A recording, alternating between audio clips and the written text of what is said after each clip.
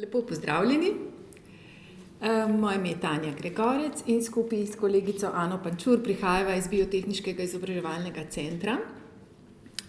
Jaz sem strokovna delavka v referatu za študente, kjer delam z rednimi in izrednimi študenti. Ana Pančur pa v svetovalni službi srednje živilske šole in v izobraževanju odraslih, kjer vodi individualne svetovalne razgovore z odraslimi udeleženci, tako da se malo predstaviva.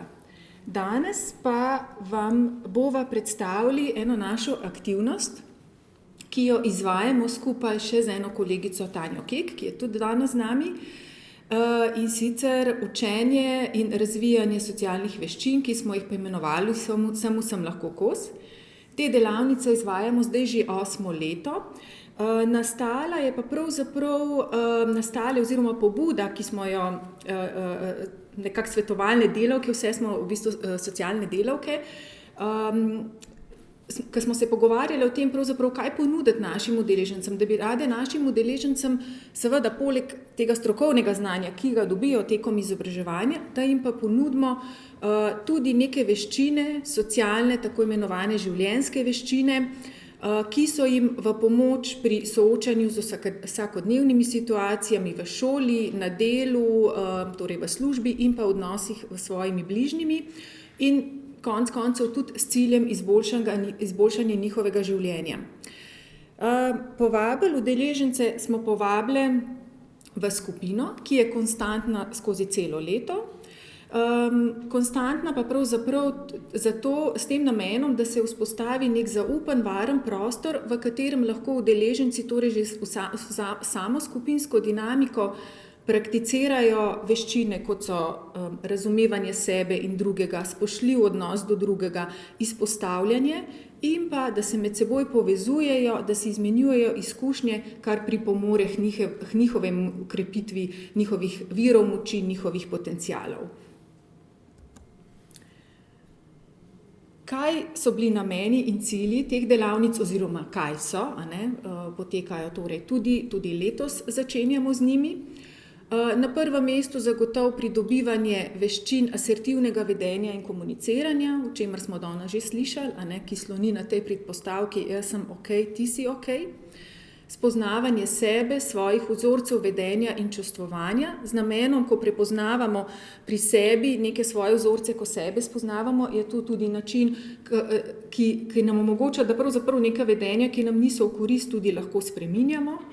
Spoznavanje lastnih sposobnosti in virov moči, ker tako zlahka smo kritični do sebe, mi pa na delavnicah pravzaprav odpiramo tudi ta prostor, da raziskujemo, kaj pa je tisto, kar nam gre dobro, kaj so tiste naše dobre izkušnje, naše sposobnosti, torej v nas samih in v naši okolici.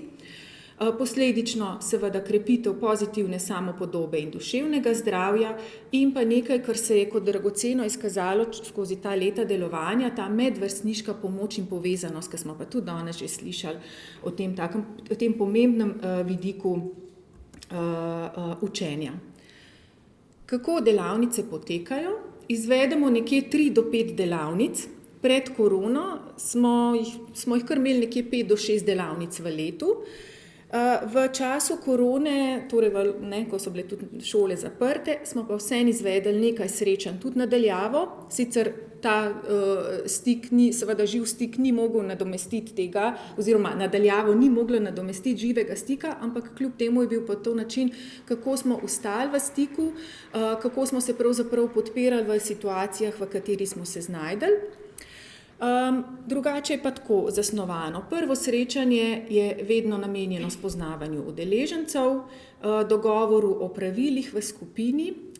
Te dogovore v bistvu ustvarimo skupaj z udeleženci in naprimer enih nekih takih pravil so, da se med seboj poslušamo, da spoštujemo mnenja drugih, da ustvarimo nek zaupen prostor in pa preverimo pričakovanja udeležencev. Tem pričakovanjem tudi prilagodimo potem teme delavnic tekom leta. Nekaj tem pa je takih, ki jih ponavljamo, ampak tako, kot je že gospa rekla na začetku, jih ponavljamo, vendar vedno znova nekaj novega vnašamo. Ene teh tem so recimo asertivna komunikacija, celostno vedenje in pa izražanje čustev.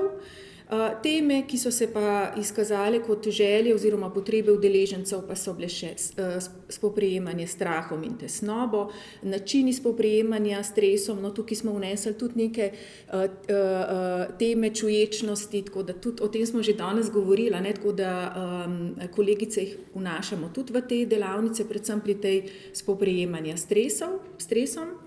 Metode dela. Najprej predstavimo temo, jo podkrepimo s praktičnimi primeri iz osebnih življenj, potem pa povabimo udeležence, da ta znanja, ki jih dobijo na delavnici, še preizkusijo in povežejo s svojimi izkušnjami, bodisi z delom v paru, z individualnim delom, na koncu pa naredimo še en tak krog in udeleženci povedo, s čim pravzaprav odhajajo iz tiste delavnice in pa vedno pripravimo eno kratko pisno evalvacijo.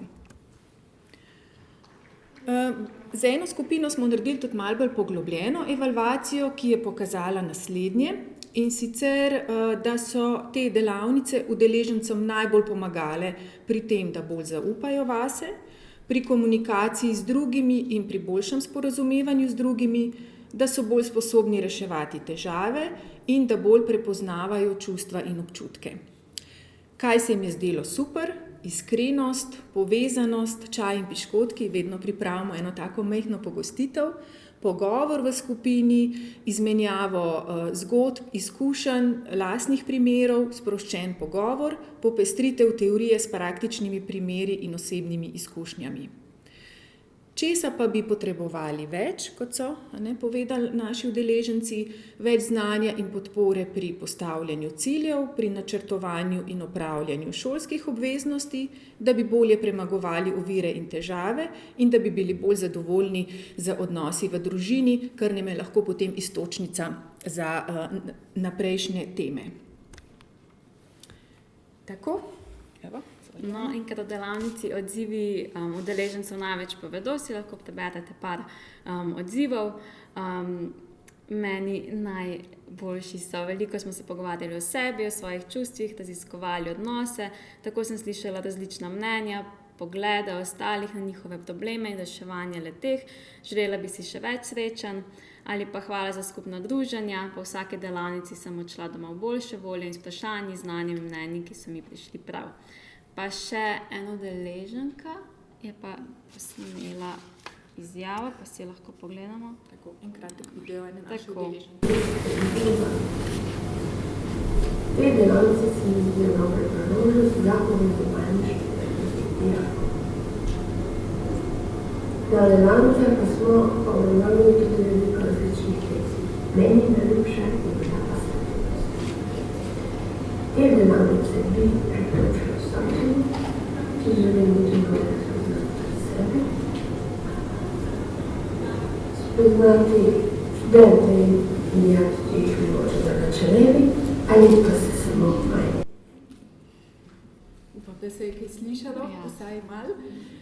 No, to je naša študentka, diplomantka Višje strokovne šole in je pravzaprav, se mi zdi, da je povedala nekako bistvo, kar je ona zaznala, ne. To, da je eno takih dragocenih vidikov bilo prav to, da se v bistvu povezujejo dijaki, študentje, udeleženci. Ja, no in kar je zdaj že omenila Tanja, da je zelo pomembno to povezovanje dijakov in študentov in tudi udeležencev izobraževanja odraslih, ki pa jih želimo tudi v večji meri vključiti v te delavnice v nadaljevanju in to nam je tudi izziv za naprej. Priložnost, da jih pa povabimo v delavnice, pa vidimo predvsem v individualnem svetovanju, ker skozi individualno delo že nagovarjamo teme socialnih veščin, vendar pa pri učenju socialnih veščin se nam zdi zelo pomembna skupina, skupinsko delo in učenje skozi skupinsko dinamiko, povezovanje in izmenjavo izkušenj. Še posebej pri izobraževanju odraslih, ker udeleženci niso vključeni v neko skupino oziroma velikokrat izobraževanje poteka na način samo izobraževanja, tako da je mogoče ta skupinski vidik še toliko pomembnejši. Sicer pa skupina prispeva k razbremenitvi, k občutku, da nisi sam, da te nekdo razume in da so tudi tukaj v podobni situaciji. Tako.